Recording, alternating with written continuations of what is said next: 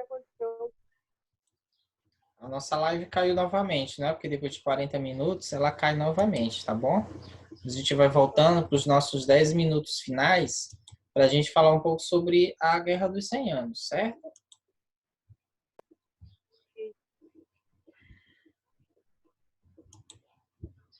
Só o pessoal ir chegando para a gente ir comentando.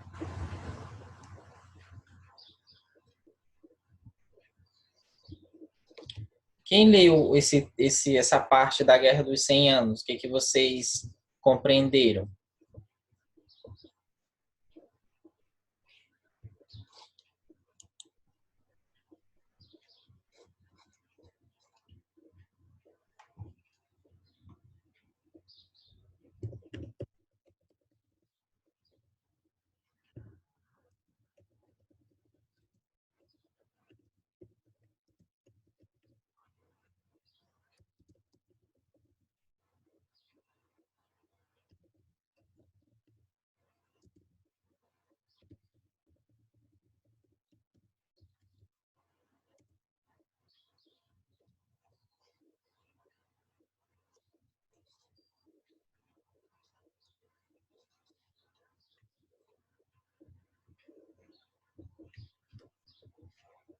Então, o pessoal está chegando, né? Aqui eu deixei uma pergunta no vídeo também, no bate-papo, né? Sobre em relação à Guerra dos 100 Anos. O que a gente pode falar sobre ela? Alguma coisa que vocês tenham lido e achado interessante, né? Algum apontamento sobre este evento que vai, de certa forma, pintar aí, né, esse quadro juntamente com a guerra, com a guerra não, com a peste e com a fome, né? O quadro de crise desse final aí da Idade Média, né? No que a gente chama de Baixa Idade Média. Então, o pessoal está chegando, né? Só para a gente dar continuidade, a Guerra dos 100 Anos, ela foi um conflito bélico entre a Inglaterra e a França, tá? O que estava em jogo aqui? A briga, ela começa pelas disputas pelo trono francês, né? Só para a gente lembrar, esses países, né, nesse período, eles ainda estavam construindo as suas identidades, né? Então, muitas vezes, principalmente em regiões de fronteira, não sabia ao certo se uma região pertencia a um país ou outro. Outra coisa que acontecia muito frequentemente era o fato de que famílias de um país e de outro casavam-se, né, se misturavam. E chegava momentos em que se tinha dúvida de quem deveria assumir o trono. Muitas vezes, reis e monarcas de outros países, ou, por exemplo, o monarca do país A reivindicava o trono do país B, quando o rei do país B morria, porque ele se achava como o primeiro na linha de sucessão. Mas muitas vezes no país B tinha outros também na linha de sucessão e esses acabavam chegando ao trono. Então foi o que aconteceu aqui, exatamente por motivações políticas, né? Foi o que aconteceu aqui nesse período, tá? O que a gente vai ter? Disputas pelo trono francês entre Felipe de Valois, que era parente, né, também do rei que tinha acabado de morrer, no caso Carlos VI, que era o rei francês, e Henrique III, que era rei da Inglaterra, mas que reivindicava o trono francês, tá bom? Como o trono acabou ficando com Felipe de Valois, eles declararam guerra, né? Tanto no caso o Eduardo III, né? A França. Então vai ocasionar esse conflito aí, essa disputa pelo trono francês.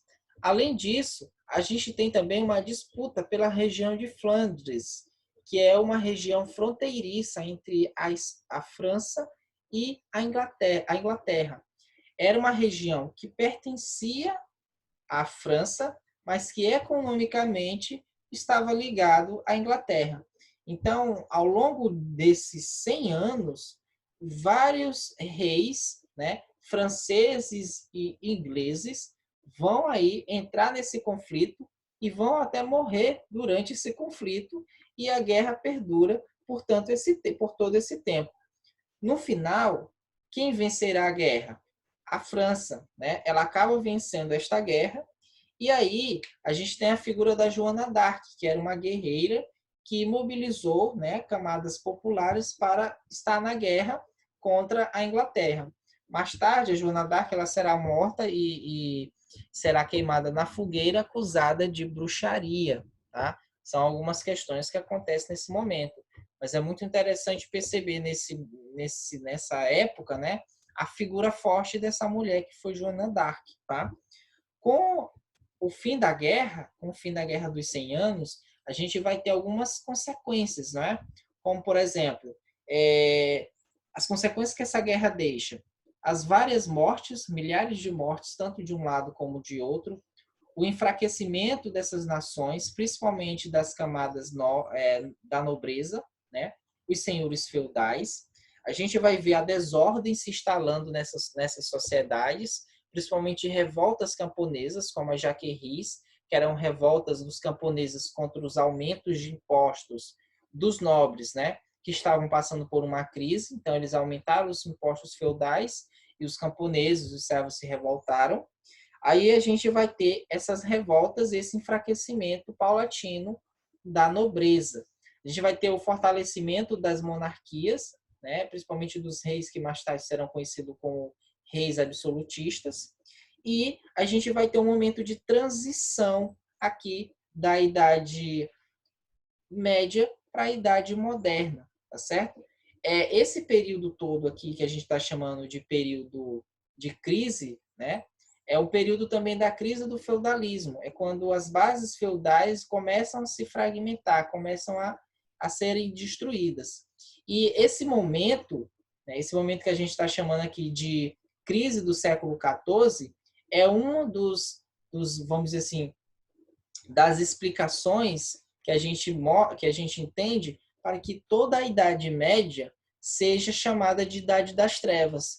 Então, quando os historiadores do século XIX vão pensar a Idade Média, né, eles vão estar muito mais pensando nessa ideia aqui do final da Idade Média, né, desses eventos que ocorrem no final da Idade Média.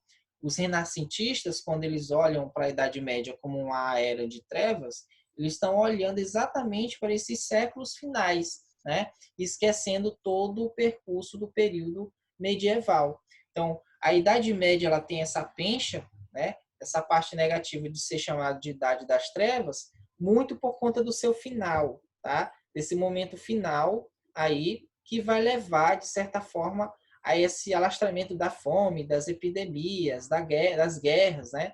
E faz com que, de certa forma, os estudiosos, né, que vão surgindo aí no período moderno contemporâneo, vejam a Idade Média como a Idade de Trevas. Mas como a gente percebeu ao longo do nosso estudo sobre o período feudal, que de certa forma finaliza aqui com a crise do século XIV, a Idade Média foi muito maior e muito mais rica, né, do que apenas esse final, esse período aqui de crises, né? A gente vai ter etapas momentos diferentes dentro dessa grande Idade Média, desses 1000 anos aí, tá certo? Gente, a nossa live ela tá chegando ao fim, tá bom? Nosso encontro. Eu quero agradecer a presença de vocês, né? Dos meninos que se fizeram presentes, tá bom? Essa live aqui, ela está sendo gravada e eu vou disponibilizá-la lá no canal do YouTube. Então, quem quiser depois pesquisar e dar uma verificada, tá bom? E relembrar alguns assuntos, pode estar lá fazendo essa visualização, tudo bem? Tem algumas pessoas ainda aqui que estão querendo, né, participar da live. Então, assim, como eu estava dizendo, a live ela vai se encerrar nesse momento, vai ficar gravado lá no YouTube, aí vocês poderão ver novamente, tá certo? Agradeço a participação de todos, tá bom? Façam as atividades do livro, as atividades que eu pedi, tá bom? Nos mapas, tá certo? E aí a gente se vê numa próxima oportunidade. Espero que todos tenham conseguido compreender isso que a gente aqui tentou discutir. Tudo bem? Um abraço a todos, tá bom? Fiquem em casa e até mais. Tchau, galera. Tchau! Você chegou agora, finalzinho. Muita gente chegando no final, né? Tchau, gente.